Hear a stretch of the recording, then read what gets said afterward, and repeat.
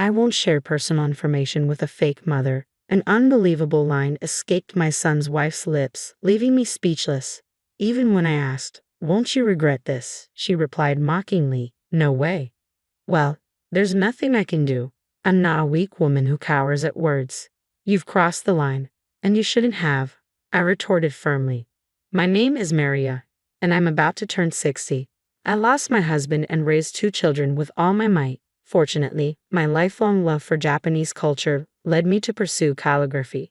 Becoming a licensed instructor in Japan allowed me to support my family with my beloved art. Life is unpredictable, so the 3 of us lived in a modest apartment, practiced frugal living, and saved money every month. My oldest son, Simon, was an easy child when young, but as he grew older, I noticed his emotional fragility. Unlike her brother, my daughter Liddy grew into a spirited, lively girl. She worked diligently, earned her tuition through part-time jobs, graduated from college, landed her dream job, and works enthusiastically. Simon, at 35, remained indecisive and unmarried. I refrained from pressuring him about marriage, understanding that being single is not uncommon these days and not necessarily a route to unhappiness. Then Simon brought home his girlfriend. My daughter and I were curious about her, but were taken aback. She was not at all what we expected. Of course, judgments shouldn't be based on appearances, but Gloriana appeared much larger than Simon's slender 132-pound frame. Before Simon could introduce her, Gloriana boldly declared, "He kept saying he wanted me to meet his mom, so here I am." Usually one would be nervous meeting their partner's parents, but Gloriana remained unfazed. It's common courtesy to address parents respectfully, even if you usually use nicknames. Was I just being old-fashioned? I served tea and cake, and Gloriana devoured the strawberry shortcake in seconds, downed her tea, and demanded more. After some small talk, my daughter asked, "What do you do for a living?" Gloriana replied, "Call me sister. I'm not working right now. I had a senior colleague who annoyed me, so I choked him from behind and got fired." Her casual admission shocked me. "Isn't that a bit harsh?" My daughter chimed in, clearly uncomfortable. I wondered, is Simon planning to marry this woman?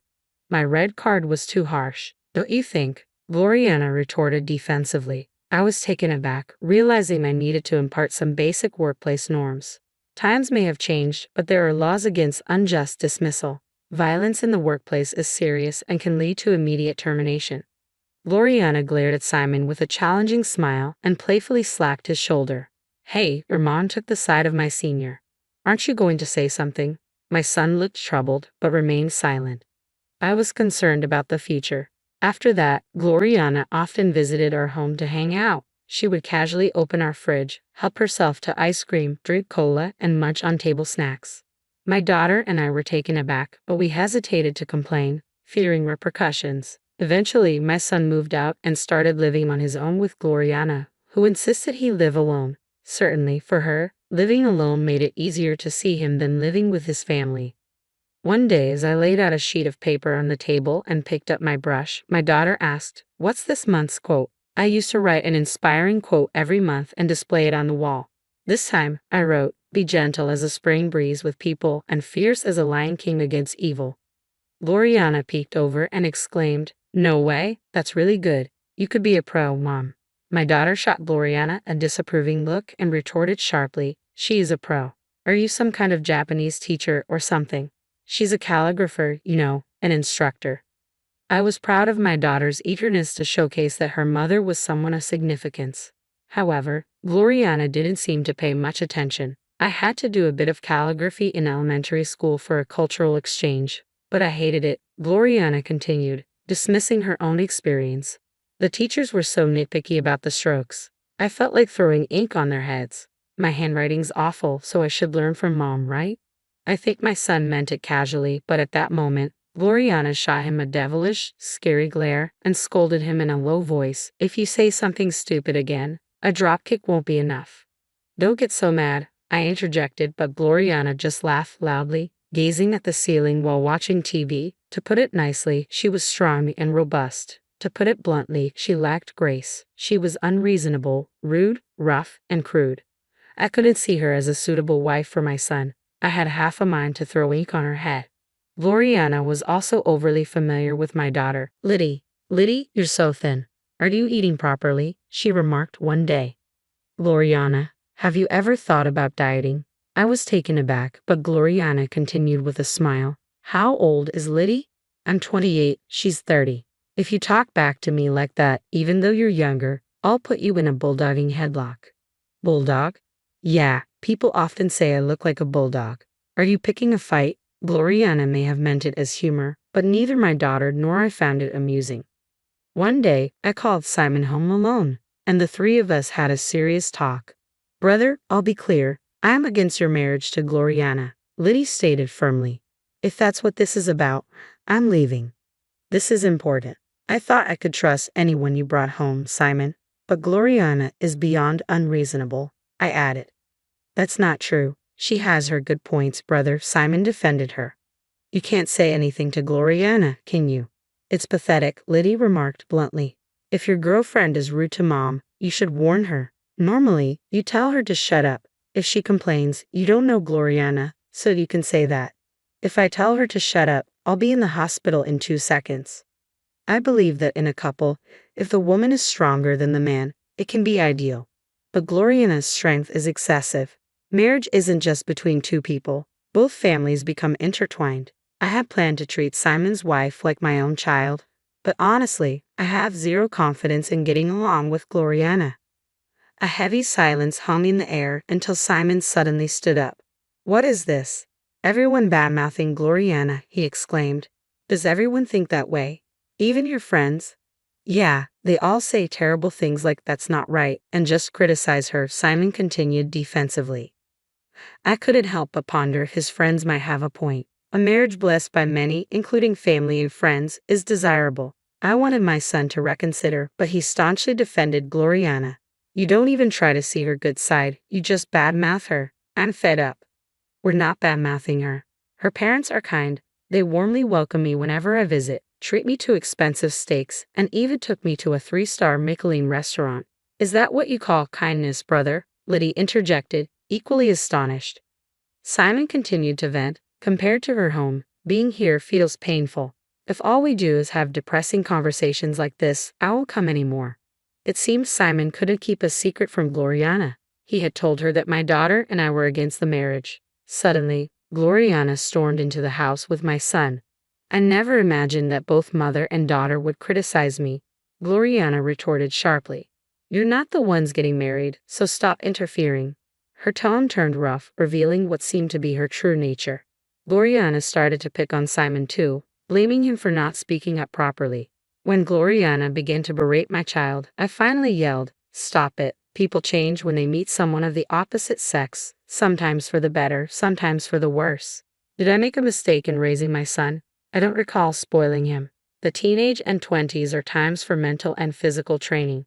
Though I didn't indulge him, growing up without hardship can leave one weak-hearted, prone to complaining even in a privileged environment. I wanted to raise a strong child, but a diamond can be fragile." Gloriana complained to Liddy and me unilaterally and left Simon behind. When Liddy started blaming Simon, he lost his temper. "A guy who takes his mother's side when his mother and girlfriend fight is the worst, isn't he?" Liddy remarked. "That's not true. You don't care how I feel," Simon protested, caught in the middle. "Enough already." Simon left, and we didn't see him for a while. Then one day, something unexpected happened. A postcard arrived in the mailbox. It was printed with "We got married," and there was a photo of Simon and Gloriana smiling arm in arm. I realized they must have had a private ceremony and decided to send a congratulatory card. As a parent, I noticed the postcard strangely didn't include their new address. When I called my son Simon, I learned they hadn't simply held a private ceremony. "We had a grand wedding," Simon told me, "with Gloriana's parents, relatives, friends, my friends, and colleagues."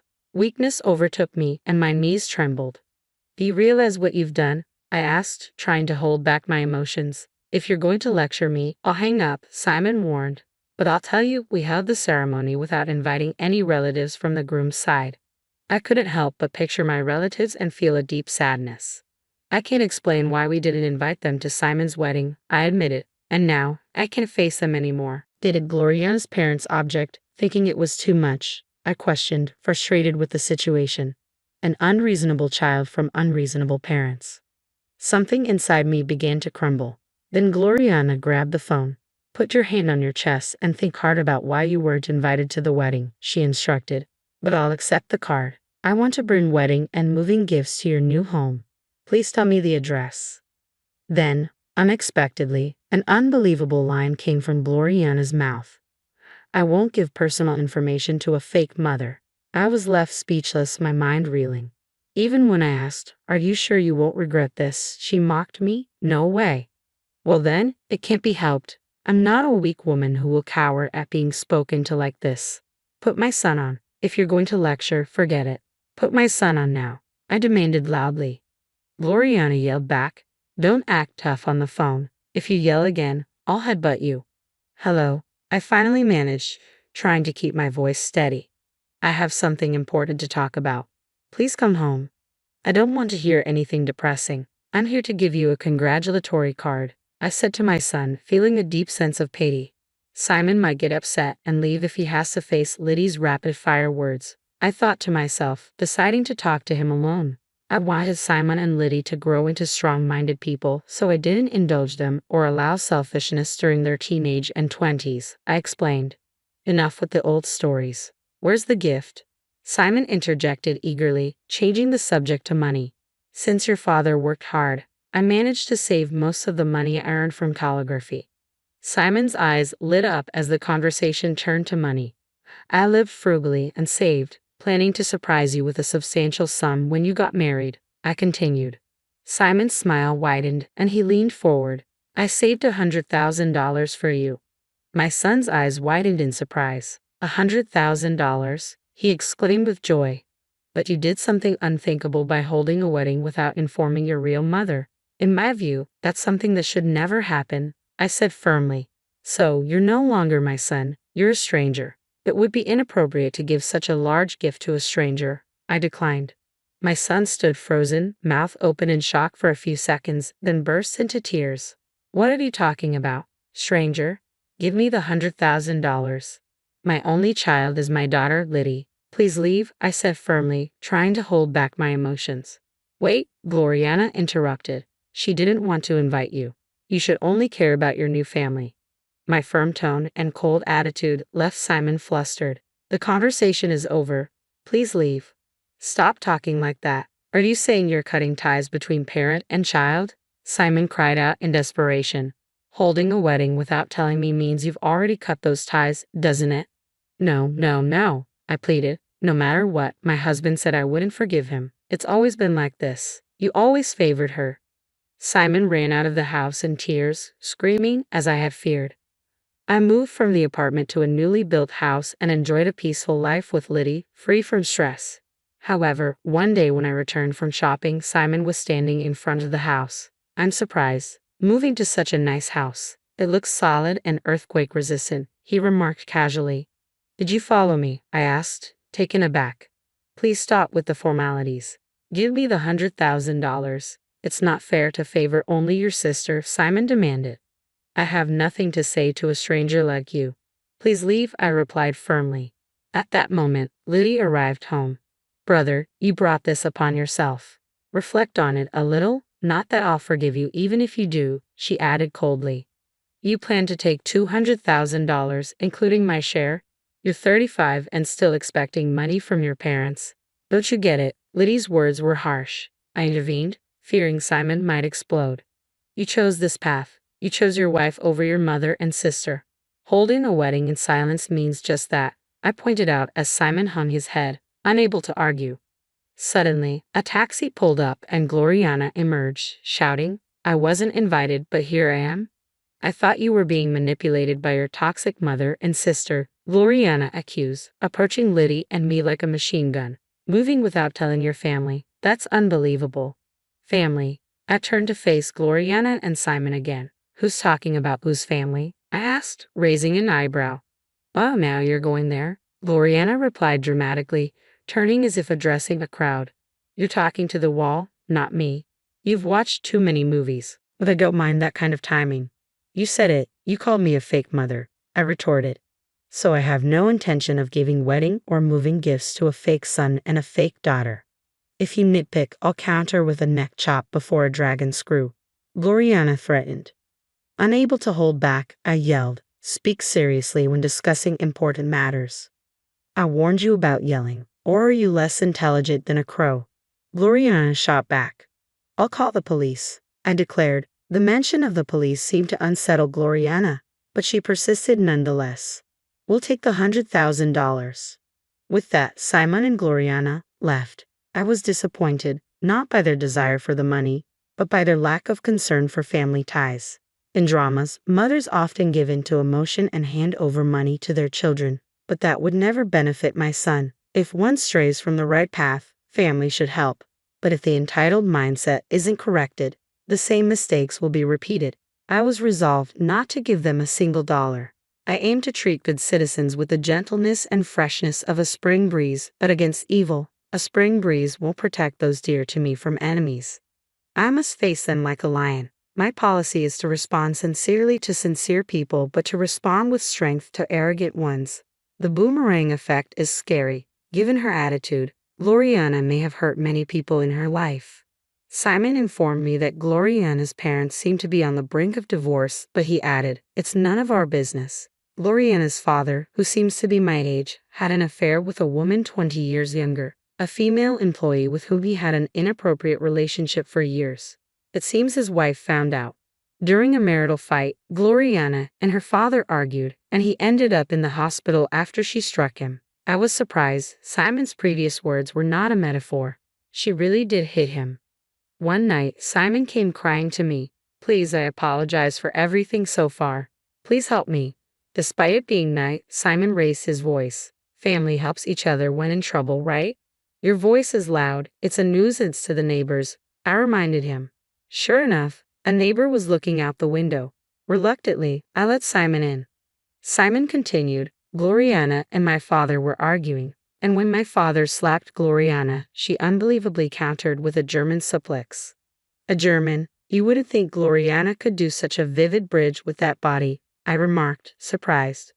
Liddy slammed the table angrily. Speak seriously when you're asking for something serious. I'm not joking. I could see Simon was flustered. I don't know much about wrestling, so I don't know what a German suplex is, but I understood that Simon was confused. With his head in his hands, Simon spoke softly. My father hit the back of his head and is now hospitalized. He's lying about falling down the stairs, but the doctor should be informed. This is an assault case. I considered the situation carefully. If your father can't work, our finances will be tight. Neither your mother nor Gloriana work, and my meager salary can't support us. Then you must get Gloriana to work quickly, I advised, though I worried if any company would hire her. Despite the sarcasm towards Gloriana, Simon didn't get angry. Instead, he bowed his head. Mom, I don't need $100,000. Just give me $10,000, please, Simon pleaded. It's impossible, I answered without hesitation. Understood. I'll bring Gloriana, and she'll apologize, Simon insisted. That won't happen. I'll make her apologize, I replied, feeling my parental instincts wavering. The next day, Simon returned with Gloriana. Gloriana, with an air of solemnity, lowered her head and said, Please forgive my rudeness until now. Lies, did you think you were being rude for a moment? Liddy retorted. Gloriana glared at her briefly before hanging her head again, pleading, Please help our family, I beg you.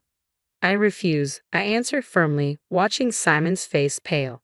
Mom, Simon started, but before Gloriana could kneel, I interjected, It's useless to grovel on the floor. Ignoring Gloriana's humiliated tremor, I continued, When dealing with someone who's lived for 60 years, it's important not to underestimate them, without knowing the hardships they've faced. Gloriana looked up at me, and I smiled wryly. Did I seem like just a gentle calligraphy teacher to you? Even if you claim to be a mafia woman, I will be intimidated. A mafia woman? What a lack of imagination, I remarked. It's not about that. I'm patient, but once I decide not to forgive, I can be utterly cold-hearted. Understand? Isn't family supposed to help each other in times of trouble? Liddy added, her disbelief evident. Gloriana, you've crossed the line. You shouldn't have. Please leave. I insisted firmly. Realizing she wouldn't be forgiven, Gloriana turned her frustration towards Simon. It's your fault for having zero persuasiveness and credibility. It's your fault for not being patient. You promised to endure whatever was said. Liddy chimed in sharply. Take it outside. You're unbearable, Gloriana snapped, storming out. Cold-hearted sister, you should have given her a pile driver on the concrete, not on the carpet. Feeling threatened, Simon ran after Gloriana, and I didn't stop them.